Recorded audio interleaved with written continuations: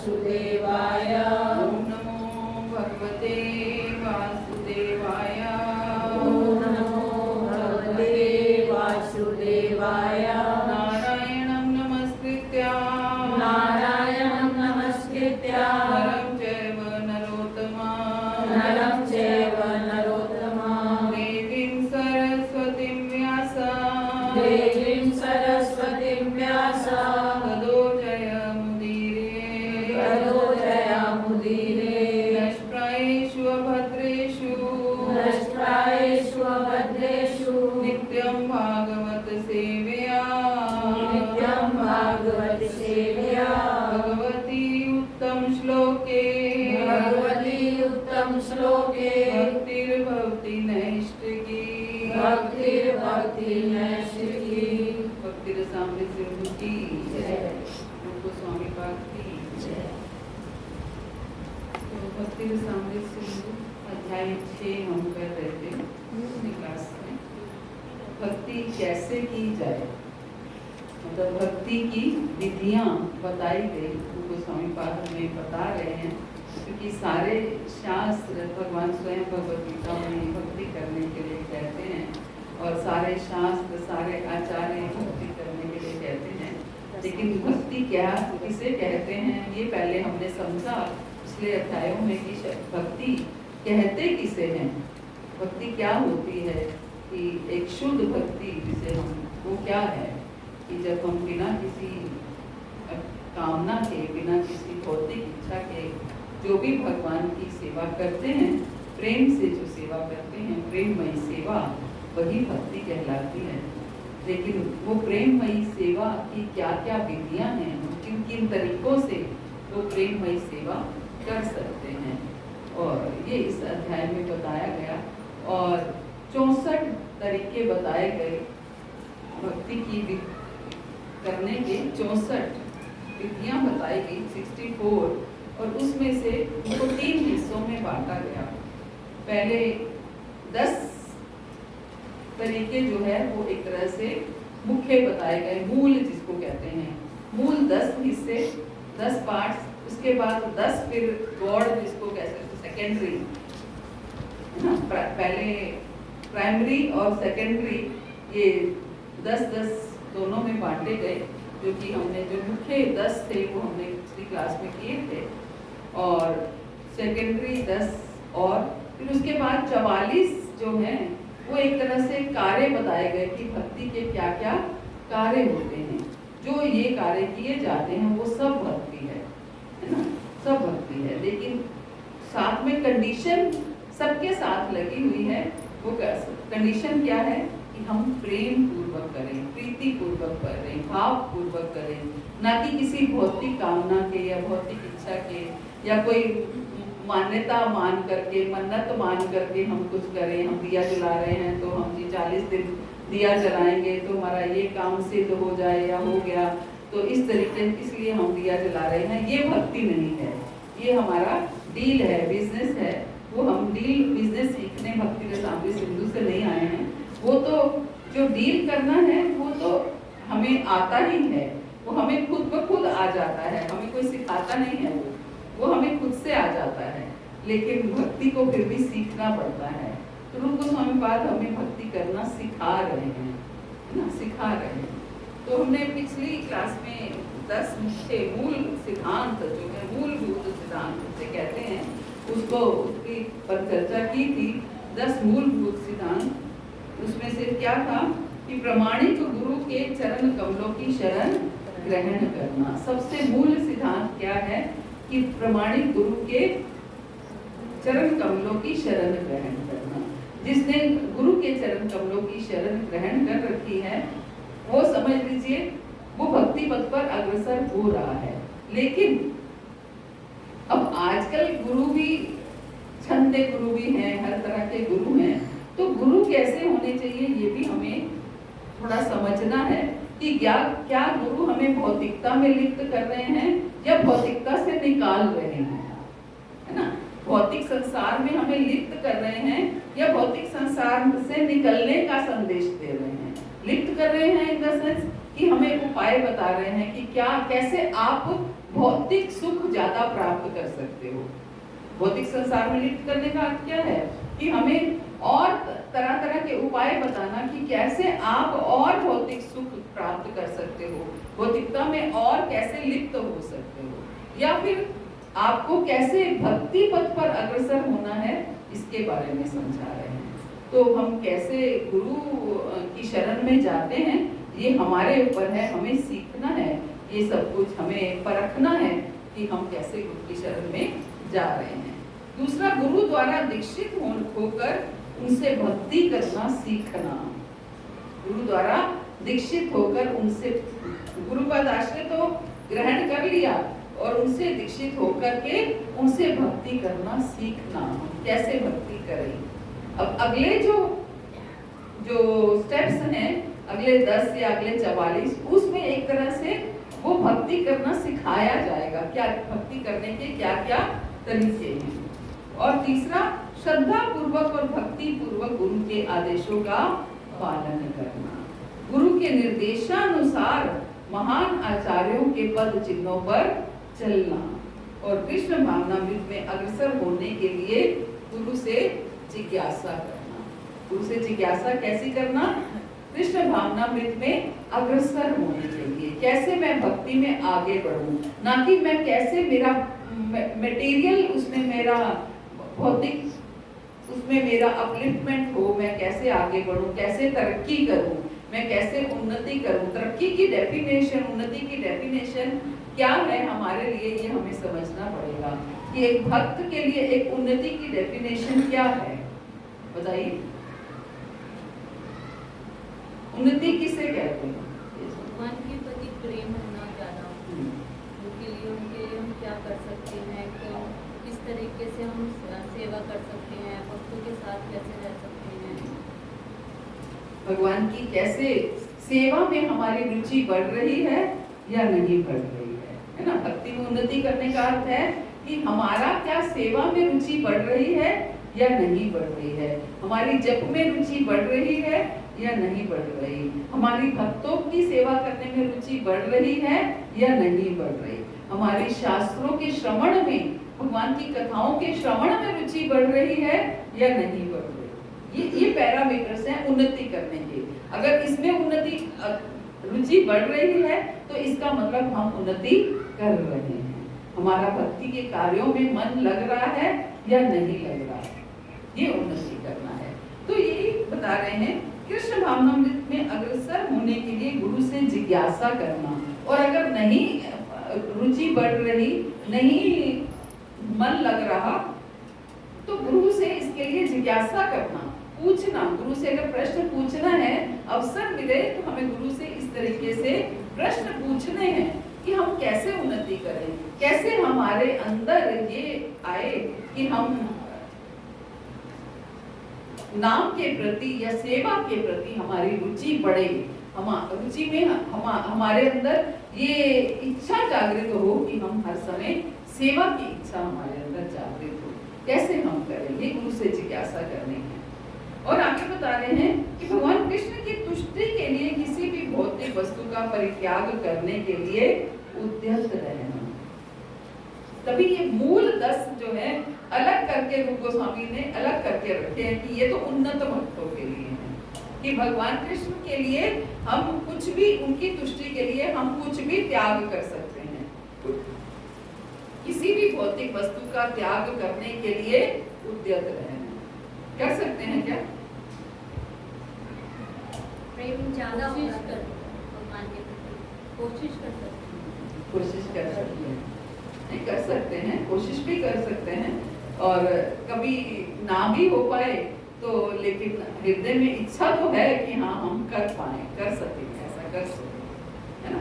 अर्थात कृष्ण की भक्ति करते समय हमें ऐसी वस्तु का परित्याग करने के लिए तैयार रहना चाहिए जिसे हम त्यागना ना चाहते हो। हमें ऐसी वस्तु त्याग करने के लिए तैयार रहना चाहिए जिसे हम त्याग ना करना चाहते हो, लेकिन हम कृष्ण भक्ति के लिए उसे भी त्याग सकें। इसी प्रकार हमें ऐसी वस्तु स्वीकार करनी पड़ सकती है जिसे हम स्वीकार ना करना चाहते। ये है कृष्ण कृष्ण भक्ति। कोई ऐसी वस्तु जिसे हम त्यागना ना चाहते हो उसे हम त्याग सके। कोई ऐसी वस्तु जिसे हम स्वीकार ना करना चाहते हो लेकिन हम स्वीकार कर सके कृष्ण भक्ति के लिए, क्योंकि हम कृष्ण से प्रेम करना चाहते हैं। ये हमारा लक्ष्य बहुत ऊंचा है, लक्ष्य छोटा नहीं है, लक्ष्य बहुत ऊंचा है। लक्ष्य क्या है?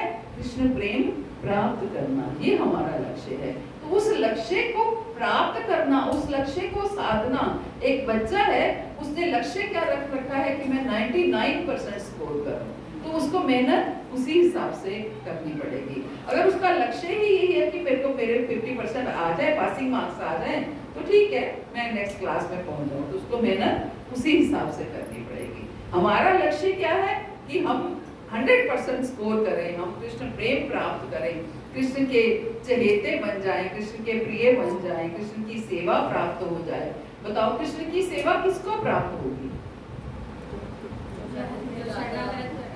है ना, जो कृष्ण के शरणागत है, जो कृष्ण के करीब है। ऐसे आप अपनी सेवा किसको देते हो? आपको अगर कभी मन करे कि आप मेरी टांगों में बहुत दर्द हो रहा, मेरी टांगों में बहुत दर्द हो रहा है, मैं दबवा, कोई मेरी टांगे दबा दे, तो क्या करोगे? किसको दोगे?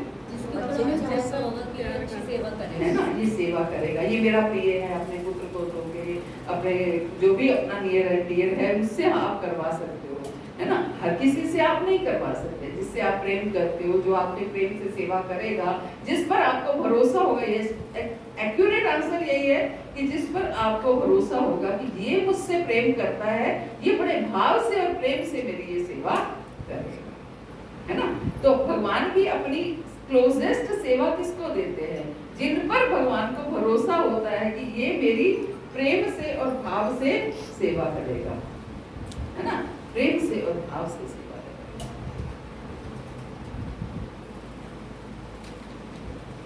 इसी प्रकार हमें ऐसी वस्तु स्वीकार करनी पड़ सकती है जिसे हम स्वीकार करना ना चाहते हैं। द्वारका या वृंदावन जैसे पवित्र तीर्थ स्थलों में वास करना, केवल आवश्यक वस्तु को स्वीकार करना अथवा भौतिक जगत से आवश्यकता अनुसार संबंध रखना।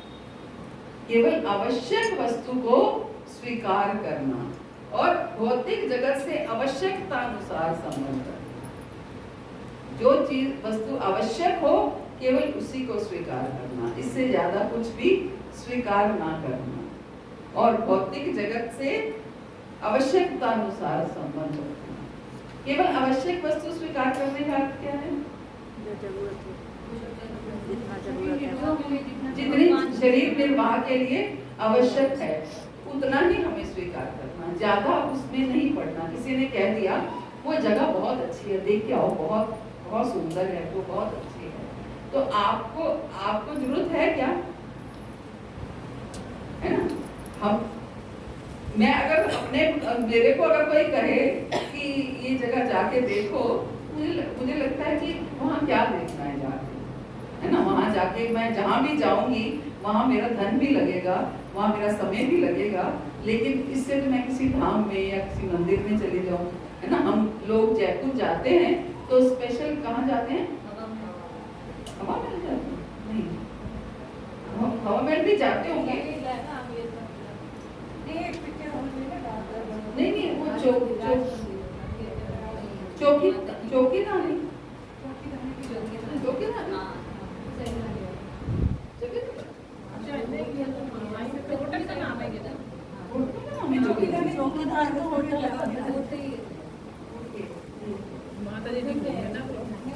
और बहुत सारी जगह माता जी, वहाँ किले विले, हवा महल। तो मतलब हम लोग कहने का अर्थ ये है कि जहाँ हम जो चीज की आवश्यकता है, जिससे जो हमारा भक्ति जीवन में से संबंधित है, वहाँ उसको हमने अडॉप्ट करना है। बाकी चीजों को हमने क्यों ग्रहण करना है? क्यों बेकार के अपने धन को, अपनी एनर्जी को, अपने समय को हम इधर उधर क्यों लगाएं? तो ये बताना चाह रहे हैं। केवल आवश्यक वस्तु को स्वीकार करना अथवा भौतिक जगत से आवश्यकता अनुसार संबंध रखना, एकादशी के दिन व्रत रखना और पवित्र वृक्षों की यथा वट वृक्ष की पूजा करना। आगे बताते हैं, ये हमने पिछली क्लास में भी पढ़ा था सब कुछ, और अब आगे चलते हैं।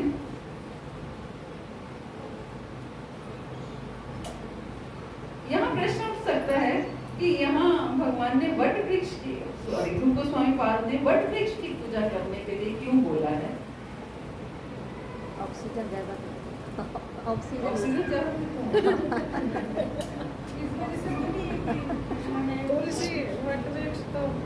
देते हैं वो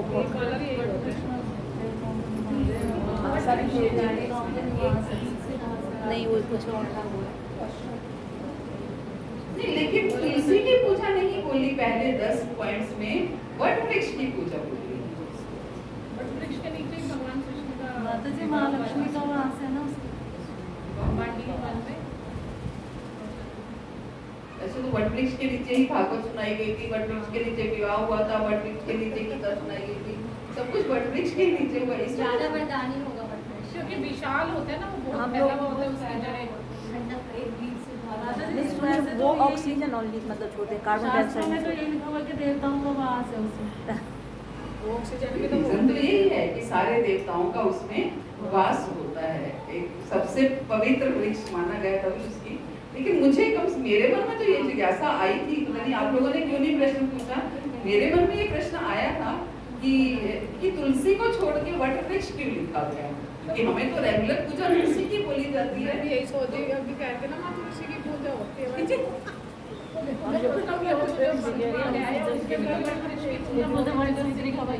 वो समझ आई, वो इसलिए की गई है कि वो भौतिक जगत इतना फैला हुआ है जहाँ से समझ ही नहीं आती कहाँ से और छोर क्या है, कहाँ से निकले कहाँ से घुसे हैं, पता ही नहीं है। इस वजह से वट वृक्ष के, लेकिन जहाँ पूजा का सवाल है तो वो तुलसी की पूजा छोड़ के वट वृक्ष की पूजा बोली गई है ना, जबकि हम वैष्णवों को तो सबसे मुख्य तुलसी की पूजा बोली जाती है ना, वट वृक्ष की पूजा तो नहीं बोली जाती। ठीक है, हम कभी गए शुक्रताल गए या कहीं ऐसी जगह पर गए तो हमने जाकर पूजा कर ली, वो एक अलग बात है, लेकिन हमें स्पेशली तो वट वृक्ष की पूजा करने के लिए नहीं बोला जाता।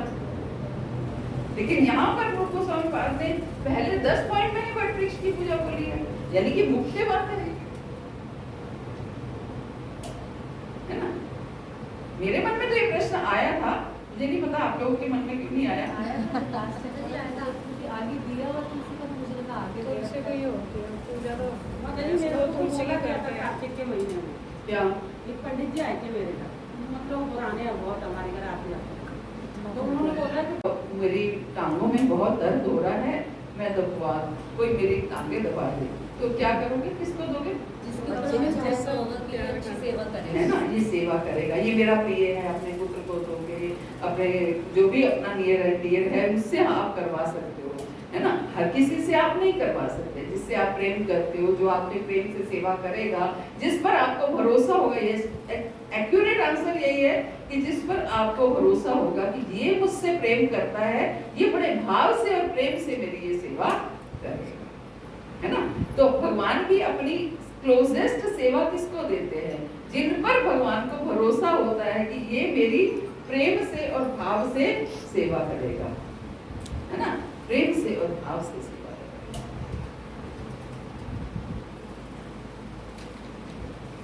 इसी प्रकार हमें ऐसी वस्तु स्वीकार करनी पड़ सकती है जिसे हम स्वीकार करना ना चाहते हैं। द्वारका या वृंदावन जैसे पवित्र तीर्थ स्थलों में वास करना, केवल आवश्यक वस्तु को स्वीकार करना अथवा भौतिक जगत से आवश्यकता अनुसार संबंध रखना। केवल आवश्यक वस्तु को स्वीकार करना और भौतिक जगत से आवश्यकता अनुसार संबंध रखना। जो चीज वस्तु आवश्यक हो केवल उसी को स्वीकार करना, इससे ज्यादा कुछ भी स्वीकार ना करना और भौतिक जगत से आवश्यकता अनुसार संबंध रखना।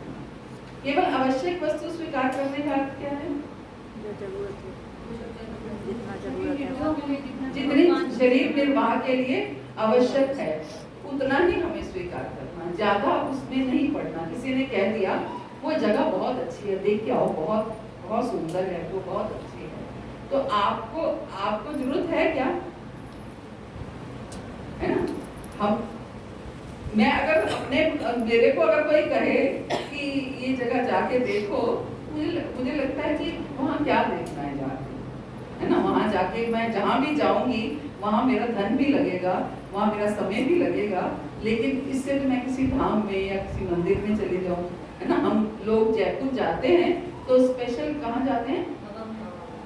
हवा महल जाते हैं? नहीं, हवा महल भी जाते होंगे। नहीं, वो चौकीदानी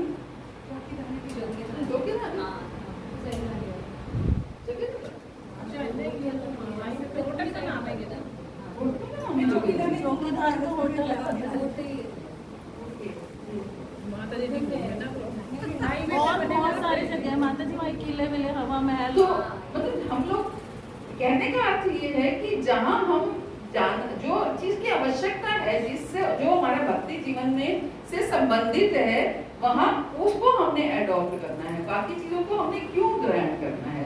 क्यों बेकार के अपने धन को, अपनी एनर्जी को, अपने समय को हम इधर उधर क्यों लगाएं? तो ये बताना चाह रहे हैं।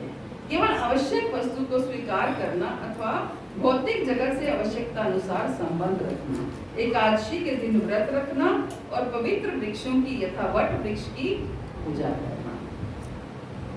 आगे बताते हैं, ये हमने पिछली क्लास में भी पढ़ा था सब कुछ, और अब आगे चलते हैं।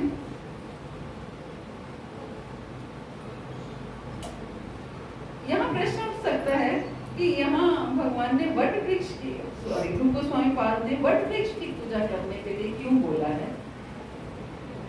ऑक्सीजन ज्यादा ऑक्सीजन तुलसी वट वृक्ष तो वो भी देते हैं, वो ये कलर ही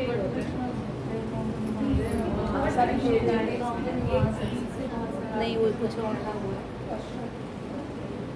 नहीं, लेकिन तुलसी की पूजा नहीं बोली पहले 10 पॉइंट्स में, वट वृक्ष की पूजा बोली। वट वृक्ष के नीचे ही भगवान कृष्ण का माता जी महालक्ष्मी का वास है ना उसके। बांडी के वन में। ऐसे तो वट वृक्ष के नीचे ही भागवत सुनाई गई थी, वट वृक्ष के नीचे विवाह हुआ था, वट वृक्ष के नीचे गीता सुनाई गई थी, सब कुछ वट वृक्ष के नीचे हुआ। ज्यादा वरदानी होगा वट वृक्ष। क्योंकि विशाल होते हैं ना, वो बहुत हम फैला लोग हुआ होता है उसकी वो जड़ें। ठंडक एक दिन से वैसे तो वो ये- ऑक्सीजन ओनली मतलब छोड़ते हैं, कार्बन शास्त्रों में तो डाइऑक्साइड। ये लिखा हुआ कि देवताओं का वास है उसमें। वो ऑक्सीजन भी तो रीजन तो यही है कि सारे देवताओं का उसमें वास होता है, एक सबसे पवित्र वृक्ष माना गया था उसकी। लेकिन मुझे मेरे मन में तो ये जिज्ञासा आई थी, पता नहीं आप लोगों ने क्यों नहीं प्रश्न पूछा। मेरे मन में ये प्रश्न आया था कि तुलसी को छोड़ के वट वृक्ष क्यों लिखा गया? क्योंकि हमें तो रेगुलर पूजा तुलसी की बोली जाती मैं है। भी यही सोची, अभी कहते हैं ना माँ तुलसी की पूजा होती है वैसे।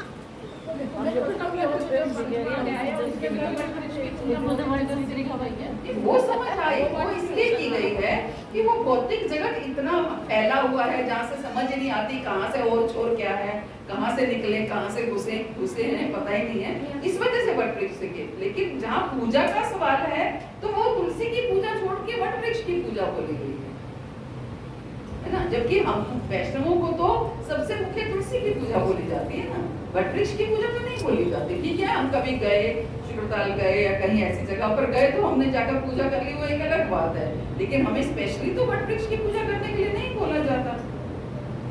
लेकिन यहाँ पर रूप गोस्वामी पाद ने पहले 10 पॉइंट में ही वट वृक्ष की पूजा बोली है, यानी कि मुख्य बात है ना। मेरे मन में तो ये प्रश्न आया था, मुझे नहीं पता आप लोगों के मन में क्यों नहीं आया। आगे दिया हुआ तुलसी का मुझे लगा आगे तुलसी को ही होती है पूजा तो। मेरे को तुलसी बोला की गया था करते हैं। कार्तिक के महीने में, क्या एक पंडित जी आए थे मेरे घर, मतलब पुराने हैं बहुत, हमारे घर आते जाते हैं। तो उन्होंने बोला कि जीवन भक्ति आरंभ करने के लिए इन 10 प्राथमिक बातों की आवश्यकता होती है। यदि प्रारंभ में नव दीक्षित भक्त उपयुक्त 10 नियमों का पालन करता है तो वह निश्चित रूप से कृष्ण भावनामृत में अच्छी प्रगति करता है। कि ये 10 नियमों का जो पालन करता है वो कृष्ण भावनामृत में अच्छी प्रगति करता है। अब अगले 10 नियम ये गौड़ है ना, है ये भी इम्पोर्टेंट।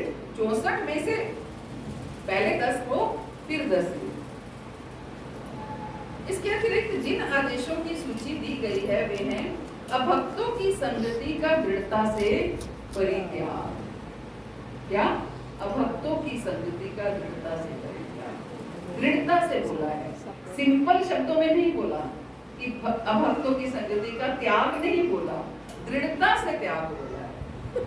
अभक्त किसे कहते हैं? जो भक्ति में भक्ति में नहीं आएगा, ये तो बहुत है ना इसमें। नहीं, बहुत अच्छा प्रश्न है। अभक्त की डेफिनेशन क्या है, किसे हम अभक्त कह सकते हैं? जो ये तो सिंपल भाषा में कह ही दिया कि जो भक्ति नहीं करता वो अभक्त है, जो भगवान से द्वेष करता है वो अभक्त है ना? जो भगवान से द्वेष करता है वो अभक्त है। ये नहीं कि ठीक है कोई भक्ति में नहीं है तो उसको भक्ति में लाया जा सकता है, लेकिन अगर जो द्वेष ही करता है उसके लिए थोड़ा सा कठिन है। तो हमें उससे थोड़ा सा कट जाना चाहिए ताकि हम हमारे ऊपर उसका प्रभाव है। वो भक्त है जिसको ऊपर हम प्रभाव छोड़ पाए। ठीक है, उसको पता नहीं है, वो सारे देवी देवताओं की भी पूजा कर रहा है, कृष्ण की भी पूजा कर रहा है, जैसे हम लोग थे पहले यही तो करते थे ना। उसे पता ही नहीं है, ज्ञान ही नहीं है, तो उसको बताना पड़ेगा तभी उसको समझ आएगी। अदरवाइज उसको शास्त्रों का ज्ञान नहीं है तो शास्त्रीय ज्ञान उसको देना पड़ेगा तभी उसको समझ में आएगी। लेकिन कोई अगर बिल्कुल एंटी ही है, बिल्कुल द्वेष ही करता है, जो भक्ति के ही बिल्कुल एंटी है, जो ऐसे भी हैं जो भगवान को गाली तक निकालते हैं, है ना? माता जी जैसे अब वो उसको भी अभक्त कहेंगे, जैसे उसका मन चाहा काम नहीं हुआ, भगवान की भक्ति करता है, जो उसने इच्छा कर रखी थी कि मैं भक्ति कर रहा हूँ तो मेरा ये काम सिद्ध हो जाएगा, नहीं होता तो मतलब उसके जैसे मन चाहा नहीं होता तो वो ऐसे होता है कुछ नहीं है भगवान, ये सब ये है भगवान से ये, तो उसका भी साथ छोड़ देना चाहिए। समझाने का प्रयास कर सकते हैं। किया मैंने ऐसे, उधर है कोई, मतलब मैंने बहुत समझाया, मतलब मुझे जब ऐसे लगा ना उसने भगवान की भी उल्टा बोला तो मैंने ना फोन ही काट दिया, मुझे अच्छा नहीं लगा कि वो भगवान की बुराई की जाती। एक दो बार समझाने का प्रयास कर सकते हैं, नहीं है तो हमें बिल्कुल अभक्ति लगे फिर तो काट ही देना चाहिए। तुम्हें तो लगन लग चुकी है इसलिए तुम ऐसा बोल रही हो, तो यही लगन ही तो लगानी है। मैंने बोला यही तो लगानी थी। अब हम सारी जिंदगी ऐसे पागलों की तरह प्रभु होते रहे परिवार के पीछे। तो अभक्तों की संगति का दृढ़ता पूर्वक परित्याग। दूसरा क्या है? भक्ति की इच्छा ना रखने वाले व्यक्ति को उपदेश ना देना। जो व्यक्ति भक्ति की इच्छा नहीं रखता उसको उपदेश हमें नहीं देना है। ये बहुत कठिन है क्योंकि हम सबको उपदेश देने लगते हैं, जब थोड़ा सा समझ आता है ना तो हम सबको उपदेश देने लगते हैं। तो जो व्यक्ति हमें ये समझना है कि वो थोड़ा बहुत इंटरेस्टेड है या नहीं है, थोड़ी सी उसकी रुचि है या नहीं है। अगर हमें लगे कि वो उसकी थोड़ी सी रुचि है, भले ही देवी देवताओं में ही क्यों ना हो, वो बात लगे कि उसको समझ ही नहीं है तो देवी देवताओं में उसकी रुचि है, तो थोड़ी सी भी अगर उसकी रुचि है तो हमें उसे उपदेश देना है। अदरवाइज उसे उपदेश देने की कोई आवश्यकता नहीं है। बस हाँ ये कह सकते हैं आप क्लास में जा रहे हैं, आप किसी प्रोग्राम में जा रहे हैं कि आप आओ, क्लास में आओ, प्रोग्राम में आओ, वो आए, वो अपने आप बैठकर धीरे धीरे समझे इस बात को, तो वो एक अलग बात है। अदरवाइज हम उसको मैंने देखा है कई लोग पहली विजिट में ही कहने लग जाएंगे आप भी नाम जप करो, माला करो, आप भी ये करो। हमें ये कहने की जरूरत नहीं है, धीरे धीरे उसको समझने दो कि हम क्या कर रहे हैं, क्या करना चाह रहे हैं। पहली ही विजिट में हमें ये नहीं कहना कि हाँ आप ठीक है आप नाम जप करो, आप माला करो, आप उसको सुनने दो, उसको वो सुने, पहले सुन के उसको क्या समझ में आती है, क्या उसको फिलॉसफी समझ में आ रही है, क्या उसको कंसेप्ट समझ में आ रहा है ना। धीरे धीरे उसको नाम जप के लिए बताओ। वो जब अगर मान लो आने लगेगा तो उसको नाम जप अपने आप हाँ वो अपने आप ही पूछता है नाम जप के बारे में, आपके हाथ में माला है, वो माला देख के खुद ही अट्रैक्ट होता है, खुद ही पूछता है, तो ठीक है, वो अच्छी बात है, उसकी स्मृतियां जुड़ चुकी हैं, वो पहले से ही भक्त है, अब पहले भक्ति सीधा ही शुरू करना चाहता है तो अच्छी बात है। लेकिन हमें उसके ऊपर थोपना नहीं है ना, अननेसेसरी उपदेश नहीं देना। धीरे धीरे उसको फिलॉसफी को हाँ उसे प्रोग्राम्स में बुला सकते हैं, क्लासेस में बुला सकते हैं, ऑनलाइन क्लासेस से जोड़ सकते हैं कि आप सुनो, वो धीरे धीरे अपने आप उस चीज को समझे। आगे कहते हैं बहुमूल्य मंदिर या मठ बनवाने में अधिक उत्साह ना दिखाना। बहुमूल्य मंदिर और मठ बनाने में अधिक उत्साह ना दिखाना, ये क्या है? हाँ दिखाएंगे तो कैसे दिखावा नहीं कर दिखावा नहीं कर देख नहीं नहीं वो नहीं कह रहे। कि हमारे भगवान का मंदिर बन रहा है ये तो तब तो डिस्काउंट का ये होगी। डोनेशन इकट्ठी करना। जैसे भगवान का कोई मंदिर बना रहे हैं सुंदर सा और भक्त को उसमें उत्साहित है कि मेरे भगवान का मंदिर बन रहा है इसमें कह रहे ना करने के लिए। डोनेशन इकट्ठी करना मंदिर बनवाने के लिए सहायता करना। नहीं इसमें मना कर रहे हैं। वो तो ना करना कह रहे हैं।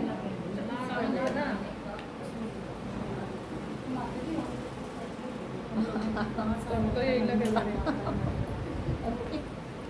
बार बार पॉलिटिक्स शुरू हो जाती है, आपस में मिल रहे हैं इस वजह से मैनेजमेंट की प्रॉब्लम्स।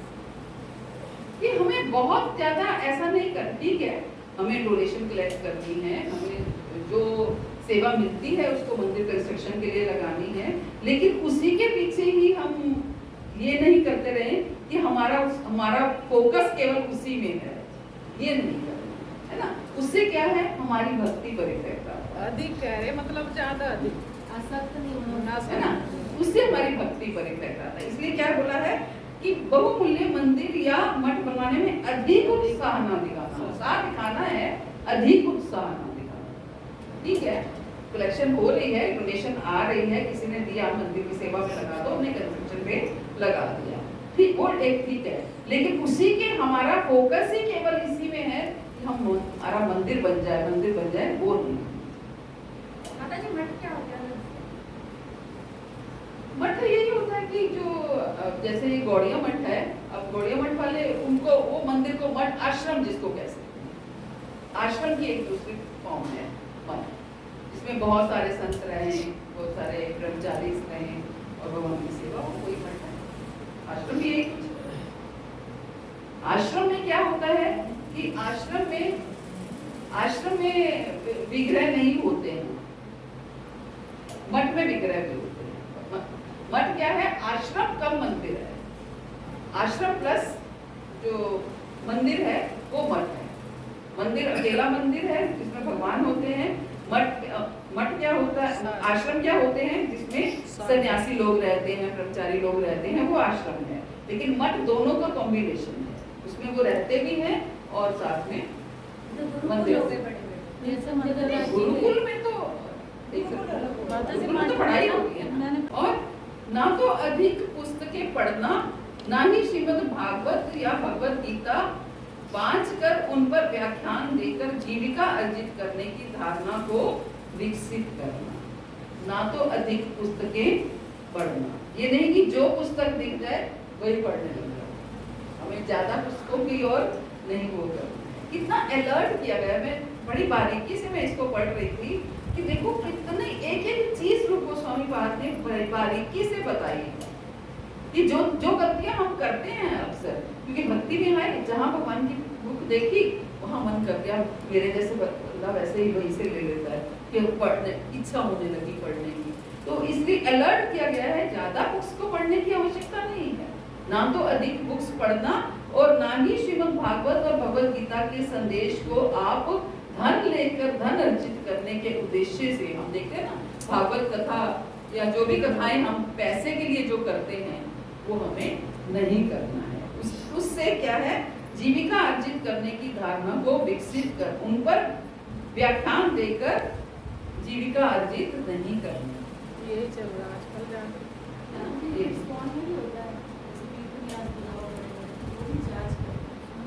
लेकिन वो तो मंदिर की सेवा के लिए करते हैं ना, वो ये थोड़ी कि अपने पर्सनल उसके लिए करते हैं। और कोई काम नहीं करते, सब ठीक नहीं करते अपनी जीविका जो मंदिर वाले थोड़ी है, मंदिर में जैसे हमारे जैसे लगा लेंगे, इस से जुड़े हुए हैं तो नहीं आते, यही तो मना किया गया है। करते हैं हाँ बिल्कुल करते हैं। आज सुबह क्लास में बेटा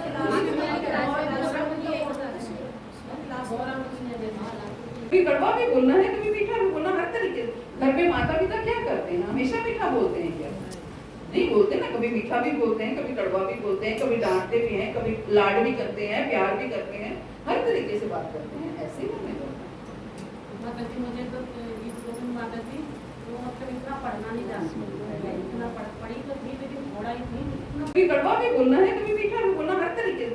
घर में माता पिता क्या करते हैं? करते हैं? हमेशा मीठा बोलते हैं क्या? नहीं बोलते ना, कभी मीठा भी बोलते हैं, कभी कड़वा भी बोलते हैं, कभी डांटते भी हैं, कभी लाड भी करते हैं, प्यार भी करते हैं, हर तरीके से बात करते हैं। ऐसे ही हमें करना है। माता जी मुझे तो माता जी वो मतलब इतना पढ़ना नहीं जानती, इतना पढ़ी तो थी लेकिन थोड़ा ही थी, इतना देवताओं का अनादर नहीं करना, देवताओं का अनादर ना करना। तो ये नहीं कि आज हम कृष्ण भक्त बन गए तो तुम देवी माँ की पूजा करते हो, तुम शनिदेव के पास जाते हो, कोई बात नहीं, वो भी तो भगवान के भक्त हैं, चाहे शनिदेव हैं, चाहे देवी माँ हैं, चाहे जो भी हैं, वो भगवान के भक्त हैं। आप समझा सकते हो कि देखो पानी हमें पेड़ की जड़ में देना है, जब पेड़ की जड़ में पानी देते हैं तो सारे पत्ते हरे भरे हो जाते हैं। तो आप कृष्ण की पूजा करोगे तो सारे देवी देवताओं की पूजा हो जाएगी।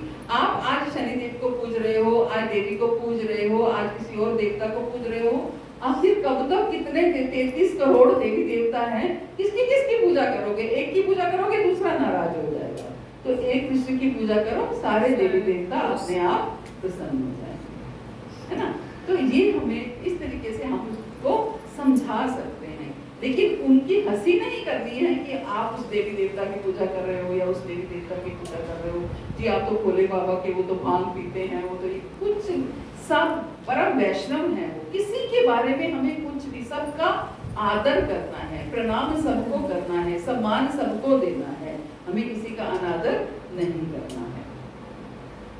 और 8वां, किसी जीव को व्यर्थ कष्ट ना पहुंचाए, किसी जीव को व्यर्थ कष्ट ना पहुंचाए। कोई भी जीव हो, चाहे वो चींटी भी हो, जैसे मृगारी क्या था, पहले तो हर जीव को अधमरा करके छोड़ देता था, हर पशु को अधमरा करके छोड़ देता था, तड़पने के लिए छोड़ देता था, उसे मजा आता था। कोई पशु तड़पता था तो उसे मजा आता था, लेकिन जब नारद जी ने उनको भक्ति करने का वो दिया, तो फिर अगली बार जब नारद जी मिलने के लिए आए तो पूरे गांव में उसकी ख्याति थी कि मृगारी जो भक्त बन गया, मृगारी मिलने के लिए आया, तो ऐसे जप लगा लगा के प्रणाम कर रहा है। ऐसा क्यों कर रहा है? कहीं कोई चींटी ना आ जाए। फिर वो ये भी सोच रहा है कि कहीं कोई चींटी पैर के नीचे ना आ जाए, या दंडवत करे तो कहीं चींटी कोई नीचे ना आ जाए। तो इस तरीके से हमें इस चीज का भी ध्यान रखना है कि कोई भी जीव को क्षति ना पहुंचे। हम पहले बेधड़क होकर कॉकरोच मारे हैं आप सब ने, और चूहे भी। तो इस तरीके से हमें किसी भी जीव को, अगर हम कुसुम क्या कहते हैं कि किसी जीव जिसको हम जीवन नहीं दे सकते उसको हम मार भी नहीं सकते। क्या हम उसको जीवन दे सकते हैं? अगर जीवन नहीं दे सकते तो उसको मार भी नहीं सकते, हमें कोई अधिकार नहीं। माता जी जो रैकेट लेकर ऐसे बच्चों को मारते रहते वो पाप है। बिल्कुल, वो जू को तो मारते नहीं है, लेकिन रैकेट लेकर ऐसे बच्चों को इसको मारते नहीं। जू होती है ना, उसके तो कहते हैं अपराध लगता है, उसको नहीं मारना चाहिए, लेकिन रैकेट लेके मच्छरों को मारते हैं, कहते हैं उसमें जो वो हमारा खून पी जाएंगे तो हमें भी तो नुकसान होगा, तो वो अपराध नहीं है। रैकेट लेके ऐसे हाँ, इलेक्ट्रॉनिक आ गया है। तो उंगली लगा दो जब करंट रहता है ना उसमें। करंट निकलता है माता जी उसमें से, करंट निकलता है, मच्छर मरते हैं। अगर उसका तो उंगली लगाओगे करंट लगेगा। जैसे माता जी फ्लाई के लिए लगाओ तो कई दुकानों में इस तरह से इलेक्ट्रिक आता है, छोटा सा राउंड में, तो उसमें ऐसे ऐसे जैसे चीड़ी बल्ला होता है माता जी, ऐसे जो लॉजिक नहीं समझ आते। भगवान का नाम कीर्तन करने या मंदिर में अर्चा विग्रह के पूजन में विविध अपराधों से बचना।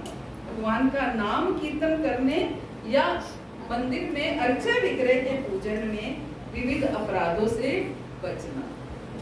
नाम कीर्तन करने में भी अपराधों से बचना। क्या अपराध हो सकते हैं नाम कीर्तन करने में? सही से नहीं गाया हो, अपराध हो गया। नाम अपराध क्या? जैसे पूरा शब्द ना गाया हो, बीच में वो कर दिया हो, नहीं, वो एक अपराध नहीं भी माना जा सकता, कोई स्पष्ट उच्चारण। अब जो फॉरेनर्स लोग हैं वो तो स्पष्ट उच्चारण कर ही नहीं सकते, कितना कितना भी बोल देते हैं कृष्णा को, है ना। तो वो कुछ स्पष्ट उच्चारण नहीं कर सकते हैं, तो वो तो अपनी अपनी प्रोनाउंसिएशन है वो अपने भाषा। तो मुख्य तौर से नाम अपराध, कौन से नाम अपराध होते हैं? विविध अपराधों से बचना, इसका मतलब पूरा वो क्या है? भगवान के नाम कीर्तन करने या मंदिर में अर्चा विग्रह के पूजन में विविध अपराधों से बचना। अर्चा विग्रह के पूजन के भी अपराध, सेवा अपराध जो होते हैं, हम कई बार जैसे हम क्या होता है, पूजा कर रहे हैं, बीच में पुजारी है ना, हाथ इधर उधर लगा दिया, नाक में उंगली मार दी, आंख में उंगली मार दी, ऐसे है ना, अपने हाथ को इधर उधर टच कर दिया, डकार ले लेना, छींक लेना,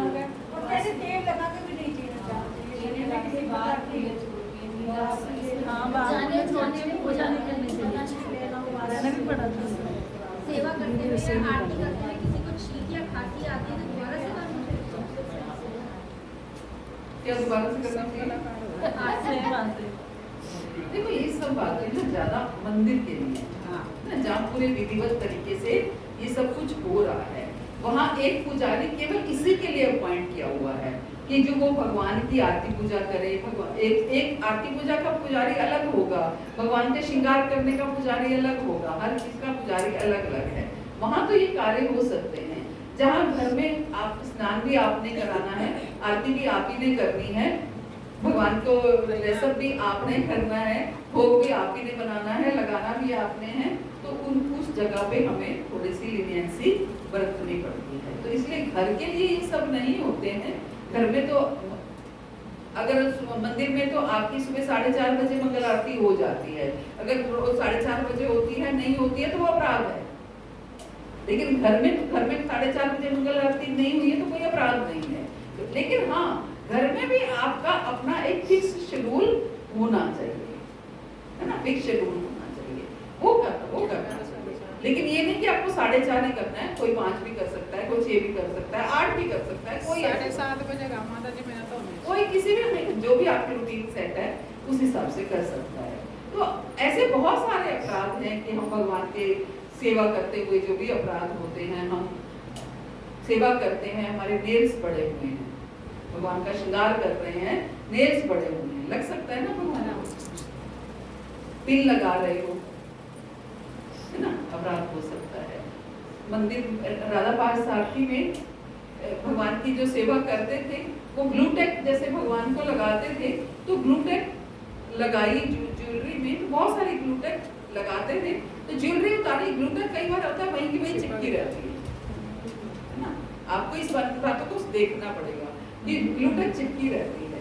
तो पुजारी जी के पैर की बात है, तो ग्लूटेक जैसे उनके पायल पहनाई तो पायल तो उतर गई, ग्लूटेक वहीं चिपकी रही। पुजारी जी के पैर में जख्म हो गया, इतना ट्रीटमेंट कर लिया, वो पैर ठीक ही ना होने लगे। फिर उनके अपने ही माइंड में आया कि मैं भगवान की सेवा करता हूँ, मैं भगवान का पैर चेक करूँ, तो उन्होंने देखा भगवान के पैर में इतनी सारी ग्लूटेक लगी हुई है। वो भगवान के पैर से वो ग्लूटेक हटाई, धीरे धीरे उनका पैर ठीक हो गया। ये सच्ची बात है, ये इसी राधा पार्थ की बात है, ये हमारे इस्कॉन मंदिर की बात है। ग्लूटेक उनके अपने ही माइंड में आया कि मैं भगवान का पैर चेक करूं कि कहीं भगवान के पैर में तो कुछ नहीं है, क्योंकि रेगुलर वही सेवा करते थे और उनकी सेवा भी छूट गई थी उनके पैर की तकलीफ की वजह से। तो वहां से ग्लूटेक उठाई, इसलिए मुझे ये कथा पता है, तो मैं ग्लूटेक का बहुत ध्यान रखती हूँ कि ग्लूटेक कहीं एक्स्ट्रा लगी नहीं होनी चाहिए। तो आप देखो ना, आपके यहाँ पर कहीं कुछ भी लगा हो तो तकलीफ तो देता है ना। मैं तो बहुत कम यूज करती हूँ, बहुत कम ही करना चाहिए, बहुत कम यूज करना चाहिए। पहले हमने शुरू में ड्रेस पहले कितनी थी, पहले बालों में चिपके हुए साड़ी थी पहले, मैं अब ज्यादातर सेफ्टी पिन की ज्यादातर मतलब बालों की। पिन भी बहुत कम यूज करना चाहिए, पिन भी बहुत। तो ये चीजें ये हमारे विग्रह की सेवा में या आरती में ये अपराध हमसे होते हैं, धीरे धीरे करते करते हमें समझ में आते हैं। पहले बहुत किसी को बहुत पिन लगाती थी, चुन्नी में से पिन ना, अब मैंने छोड़ दी, पिन लगाती थी। भगवान कृष्ण या उनके भक्तों की निंदा को कभी भी सहन ना करना। भगवान कृष्ण या उनके भक्तों की निंदा को कभी भी सहन ना करना। हम तो खुद ही करते हैं तो कैसे सहन भी करेंगे? ये तो निंदा रस ही इतना आता है ना? नहीं आना चाहिए, है ना? निंदा को बिल्कुल हमें सहन नहीं करना। कोई कहे, इसमें कोई शर्म नहीं है, कोई अपना, आप बिगड़ोगे नहीं, आपका मुंह नहीं बिगड़ेगा। कोई भी किसी की निंदा करे उसको उसी समय टोक दो कि माता जी प्लीज ये मत करो, है ना, ये मत करो।